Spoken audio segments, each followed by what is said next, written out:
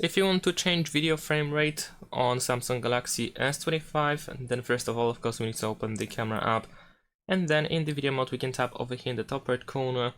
on this text and number, where we can choose the resolution and the video frame rate. So here in FPS we can choose the desired amount of frames per second, which also depends on the size itself, because for example in 8K resolution we only have 30 FPS, for 4K resolution we have 60 FPS, and so on. We can also go to the Pro video mode, and here at the top if we choose that option, you have a little bit more options in terms of frames per second, because we can also choose 24 for all cases, and for full HD we also have 120. Besides that, whether it is Pro video or just video, over here on the right side we have those 4 dots that we can press in order to also find that option here next to aspect ratio. Thanks for watching, leave a like and subscribe to my channel, and see you in my next videos. Bye!